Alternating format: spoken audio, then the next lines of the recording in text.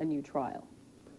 Well, you know, I look at the racial issue as being probably in and of itself enough to get a new trial, but when you look at the way the crime scene was handled, the fact that they couldn't connect the person who they identified and made the defendant in the apartment next door to this victim, having been in her apartment, is just incredible. Because during an 8 or 9 hour period, this perpetrator should have touched something in that apartment. Absolutely. One print should have... Sometimes the problem with law enforcement is that you go as far as you can to make the case and then you stop. Unfortunately, by doing that, evidence that might have been there, such as hairs and fibers, the perpetrator's underpants were supposedly left in the victim's apartment, sent to the lab 8 days later, never used at the trial. Now, certainly a hair and fiber analysis should have been conducted. There should have been examinations on other parts of evidence, but what they did was, it seems in this case, is to totally rely on the identification made by the victim in the hospital under conditions that were not only suggestive in the way they showed the photo spread, but also just based upon her background and state of mind at the time, the way the identification was made. They showed the photo spread and said, can you identify somebody you know? If you see somebody you know, identify them. And of well, course, certainly he lived next door.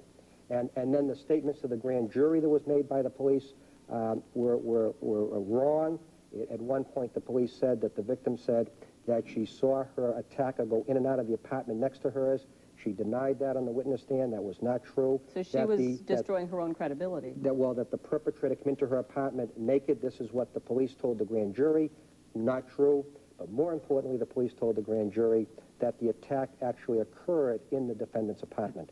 Totally untrue. Understandably, the grand jury is something where you don't get a chance to present the other side, but the mistakes just carry forward, and certainly I think it identifies and defines the whole perception and the way the case was handled by the way it was presented to the grand jury.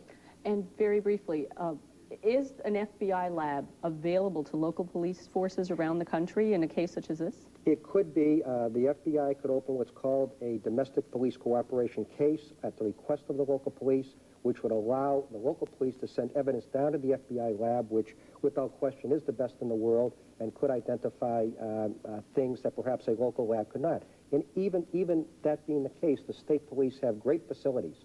The problem is that the evidence that was submitted sometimes got lost, sometimes was not properly analyzed, and that is the crux of the whole problem, not so much with the lab, but what happened to the evidence and how it was obtained and preserved.